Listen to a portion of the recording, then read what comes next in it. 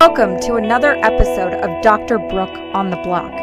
It's time to grab a seat, buckle up, and take a ride with me through the wild, wild west of the Web3 universe, where we're going to learn all about coins and tokens, NFTs and contracts, digital real estate and the metaverse, and so much more.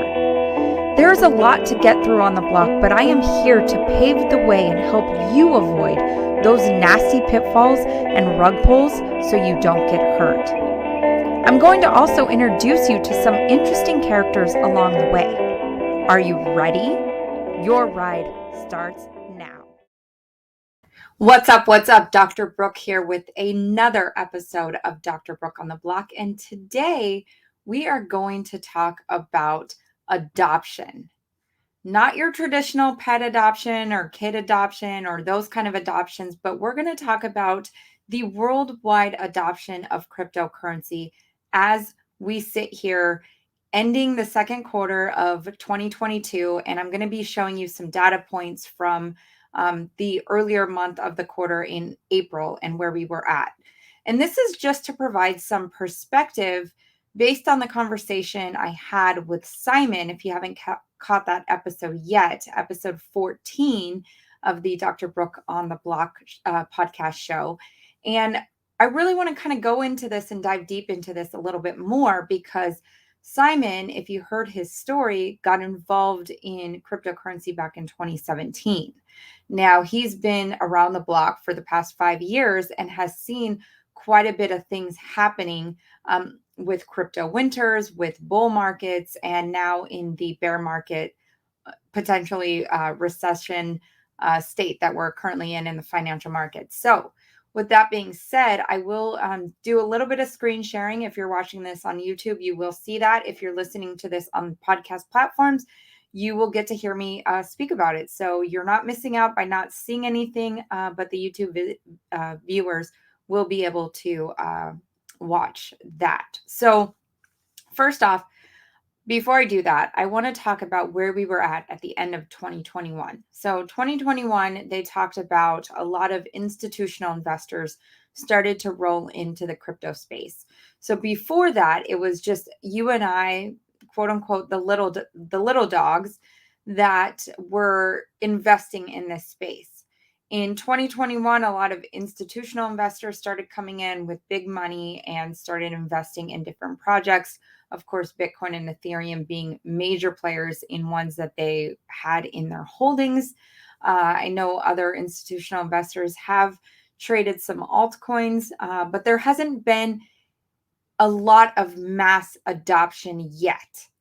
And at the end of 2021, the globally, adoption of cryptocurrency was 3.9%, which equates to around 300 million people.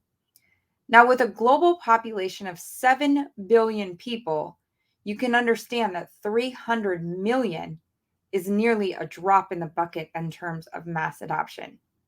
So where are we going from here, and how are things starting to shift and shape up for the crypto markets? Now, I mentioned we are in a bear market. So some of these figures that I'm going to be talking about are looking at January of 2022 up against April 22 numbers. And we're going to see a decrease. 2.5 million people are no longer in cryptocurrency because of whatever happened in the market. And they feel that, maybe crypto's going to zero. Personally, in my honest to God truth, I do not believe crypto is going to zero. When you get caught up in the emotional aspect of cryptocurrency and not looking at fundamentals of a project, you can easily be carried away by that emotional thought and that feeling like, oh my gosh, everything's dropping, everything's going to zero. This is not a, steady, stream of income or steady stream of investment. Like, this is not a good play. I need to get all my money or what is left of it out. And that's what a lot of people have done since January, when Bitcoin started falling. Right now, I believe Bitcoin is trending a little bit above 20,000. It's been going below and it's coming back up, and it goes below and it comes back up.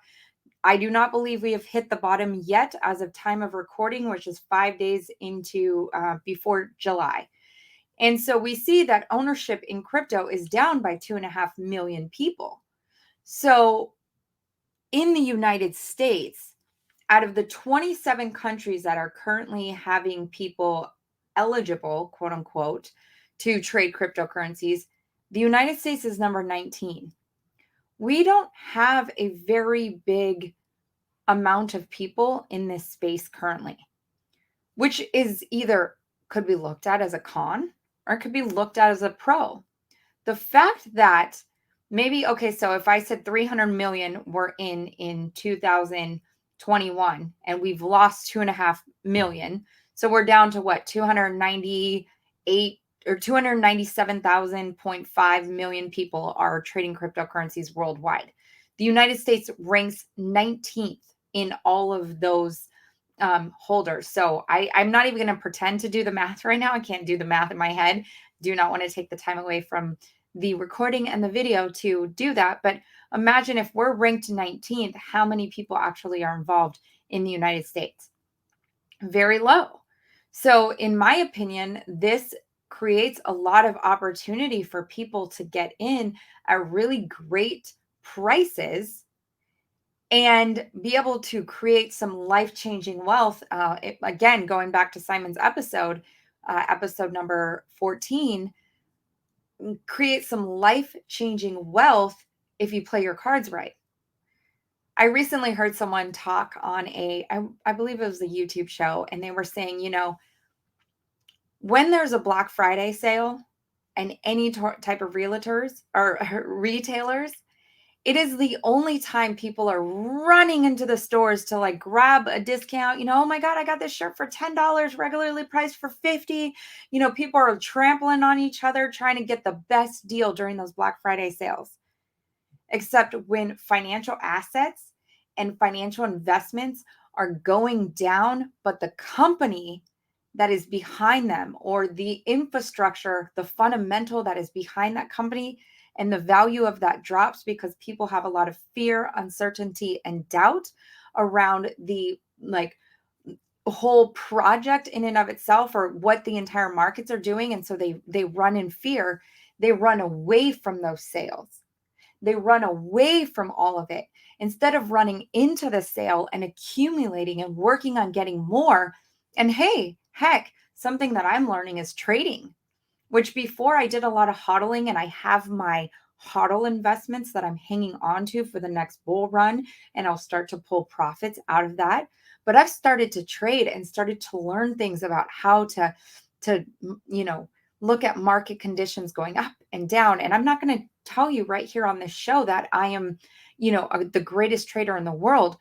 What I'm doing with this show is taking you on the journey with me as we learn all about Web3 and the fundamentals of blockchain technology, because I guarantee you, someone's going to come back to this episode many, many years later and go, oh my gosh, Dr. Brook was talking about this and I had an opportunity and I'm so mad at myself because I didn't take it. Do not allow yourself to be one of those people. If you are currently listening to this episode right now, really sit deep inside of you and really contemplate even putting $50 dollar cost averaging into Ethereum or Bitcoin, one of the bigger projects, or do some research. I've shared with you guys how to do really solid research into projects to understand fundamentals. And if you don't feel like you have, quote unquote, the time or the energy to invest into learning and understanding this space, maybe you ask for help. See if somebody can help you, somebody who you trust, that's not on YouTube, that you don't, have some connection with, someone you trust that might be able to tell you, hey, Sally, this is a great investment and here's why. Ask them the questions, why they think it's a great investment. What kind of consensus mechanism are they on? Is this something that's going to be a blockchain that's going to be able to move forward in the future? Is this a project being built on a solid blockchain? If you've heard of previous episodes, blockchain consensus types, I talk about all these different layer one solutions and the different consensus models that they use. You want to make sure that foundational layer one is set before you start investing into layer two solutions. Because if layer one falls apart, guess what's coming down with it? So, with that being said, let's go more into just the adoption and where we're at currently with Web3. So, the most the most owned coin, sorry guys, is Bitcoin. Imagine that. So Bitcoin has the highest market cap ratio among all the other cryptocurrencies. It's ranked number one, the current crypto currency asset number one. And 44% of the earners, 44% of the crypto owners have it in their wallet. So it's only down 0.5% from what was held in January, 44.5% was. And so, Bitcoin is still being held as an asset. It's a store of value, or looked at as a store of value. I'm not yet sure how it's going to be transactional, but people are using it like a store of value, kind of like gold. So moving on. Let's see. Okay, let me go down to. So, what besides Bitcoin, a popular cryptocurrency in the United States are ranked, like we're going to just talk in April in this example. So, in April, the cryptocurrency ownership by coin was the top one is obviously Bitcoin. The next one was Ethereum, which was down 1% from what it originally was at 32% in January. Dogecoin. Dogecoin is, I guess, the number one meme coin in the United States right now, holding steady at 34%. I personally do not hold Dogecoin. Solana. Solana, 16%. We know Solana is a layer one. If you've caught those prior episodes, Solana is a layer one, just as Ethereum and Bitcoin is. And it uses the proof of history blockchain consensus type. And then Ripple, which is also known as XRP, ticker symbol, is at 20%, which is pretty interesting. One thing I have to make a statement about with Ripple is Ripple was at 15% in January of 2022. And in April of 2022, they're sitting at 20% adoption or most held coin in the United States. Now, not to get into all of the weeds and all of the mess, but Ripple is involved in a Securities and Exchange Commission lawsuit where the US government is suing Ripple, the company, because they're saying that Ripple is not a true cryptocurrency and that instead it is a security. Duh, Securities and Exchange. That it's an security. So with Ripple being a security, they're saying it's not allowed to go through the initial ICO, the initial coin offering, taking the initial steps that it did to be listed on the marketplaces, the financial marketplaces. And Ripple is fighting that battle, saying, look, Ripple and XRP were two separate things. XRP is a coin and a token being run on the cryptocurrency blockchains, but we Ripple are a different company. So there's a lot of confusion there going on. People say, they're going to win the lawsuit and it's going to like shoot to the moon. And then you got people who are, talking about it completely crashing and them losing their lawsuit, and you're, making a risky bet to get in there. So up to you if you decide to invest into Ripple, but understand they are up 20 or up 5% from where they were in the past. So this is an interesting statistic that I think really needs to be addressed. And I think that, one of the things that I'm very passionate about is more women coming into this space. And as of right now, in the US, 71% of the population that own cryptocurrency are men.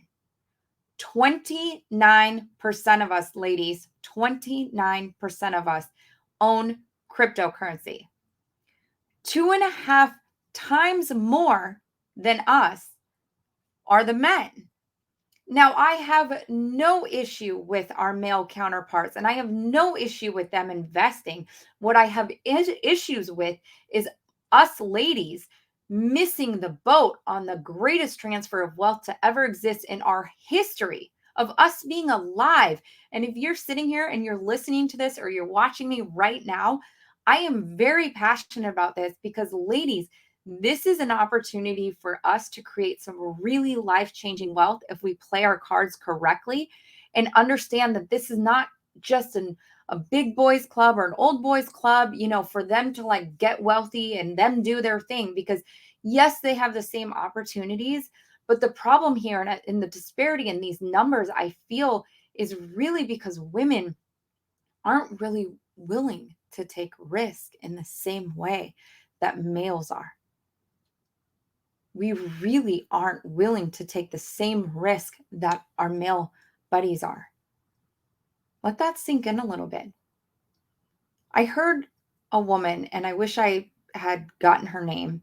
She was being interviewed on a podcast about NFTs and talked about how us women, we really missed the boat when it came to Web 2, social media, and we've constantly been like having to play catch up, so to speak, to like build some social media influence, to build channels, to, get followers, to build personal brands.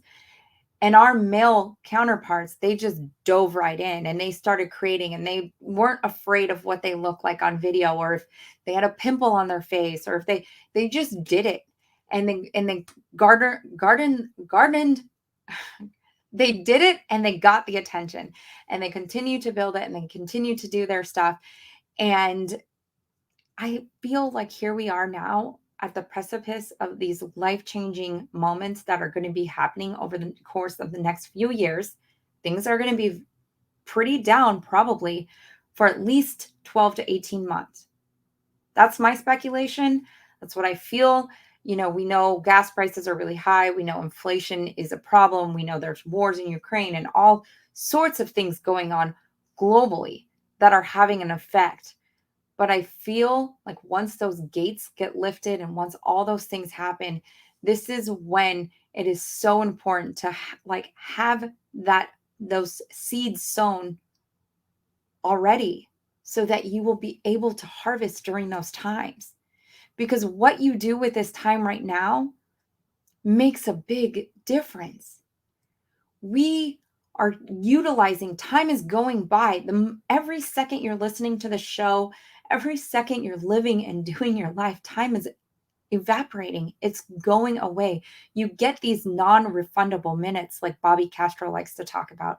I love that idea, non-refundable minutes. So what are you going to do with that non-refundable minute that you have available to you when you can spend 20 minutes a day learning this like a whole field of information? You don't have to learn the nitty-gritty of blockchain. You do not have to learn the nitty-gritty of blockchain. You do not have to understand, how it all works behind the scenes. What you need to understand is how it's going to shift and how it already is shifting the way in which we do business with each other. And if you invest in companies, in projects that are moving the needle forward, and viable companies that will be able to generate revenue into the future, you are setting yourself up to win. So 41% of women were in January of 2022. We lost 4% of our ladies in a few months after that. I will be not surprised. I won't be surprised to know that we might have even dropped more lady percentage in June of 2022. So even if we're still sitting at that 37% marker, that is a very low number considering the low number already of adoption in cryptocurrency. But do know that the masses will be showing up, that technology does not go backwards. We are moving. This train is picking up speed, and you want to join as soon as possible. I am going to make a shameless plug here. If you are listening to this and you're feeling very confused and overwhelmed and stressed out, reach out to me. I will be doing my Getting Started in Crypto 101 class, putting all the pieces together for you. And then also you can download my Words of Web3 to kind of help you decipher what different things mean. There's a lot of, terminology that had meaning in the Web 2 world, but now means something in the Web 3 world. So just catch that download, reach out to me. I will definitely help you out with that. So, yeah, globally, also, not just in the United States, globally, the men are definitely taking the rank when it comes to cryptocurrency ownership. And currently, age group is globally 18 to 34-year-olds make up 56%. So we know that this is a younger generation that is coming into this area. We know that, as the generations continue, to grow up and get into different spaces, they are changing the face of technology. And technology adoption is moving quicker and quicker and quicker. I think it took 50 years for the TV to become utilized, and then it only took like 25 years for the internet. Don't quote me on that, but you see what I'm saying. It was like longer or shorter time spans between each of the adoption periods. And cryptocurrency, it's only been around since 2009 when Bitcoin first came onto the market, and it was under the dark web Silk Road mechanism. It was hard to transact with. It was very, very bulky, to the point at which now we're sitting here with 861 different blockchains. Like, that is incredible. Like, now are all 861 going to win after this bear market? No. And I don't know that we will need 861 actual blockchains, because we can have the layer 2, layer 3, all these solutions built up on top of them. But in 2009, guys, 2009, we're sitting at 13 years of blockchain. And really, in 2000, probably, maybe I would say, like, go on a limb and say 2015 is really when it started to pick up speed. I think Ethereum came out on the scene in 2016. And so, I mean, that's only like 8 years, and we're here, like, where they're having actual US like government hearings on the regulation of cryptocurrency. I mean, that is actually very, very huge. So know that our younger counterparts are involved, 56%. My age group, the 35 to 54-year-olds, 32%. And even our older generation at 55 plus, what are those, our baby boomers and our Gen Ys, they're at 12%. And that's pretty huge. I love seeing that. I love seeing the, differences in the age groups in that. So, I think, overall, like, we have, people that have good attitudes about crypto and think that it's going to the moon, or know, like myself, that whether it goes to the moon or even if it hits the stars because it misses the moon, it is a part of our world, and it is a part of our day-to-day interaction. And the beauty of all of this is we get to interact with it on the daily.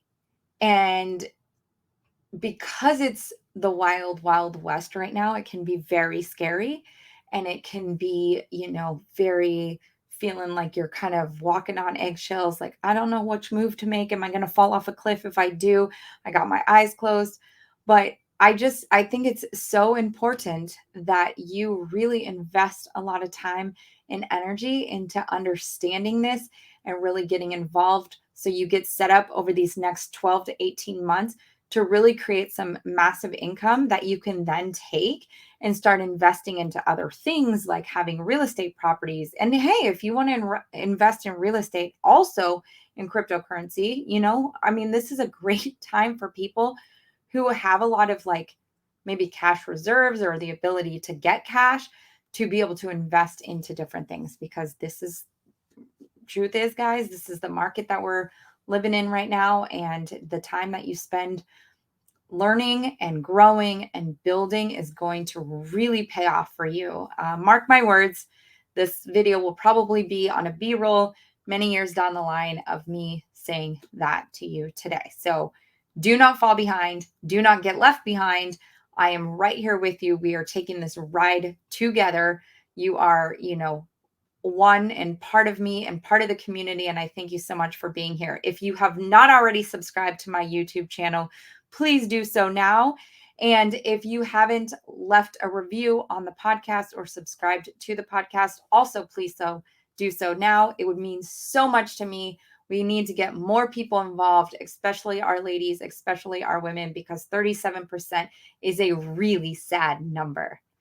With that being said, guys, we have finished our ride on the block today. Thank you so much for being here. Thank you so much for tuning in, and I appreciate each and every single one of you. Have an amazing rest of your day, and we will be around the block again in a few days. You made it! Congratulations! That wasn't so bad, was it? I hope you laughed and learned a little bit more about this Web3 universe and how simple and fun it can really be. Would you be so kind as to leave us a review and share it with your friends and family? It would mean so much to get this out to more people as we embark on the greatest transfer of wealth that has ever happened in human history. Can't wait to see you on the next one.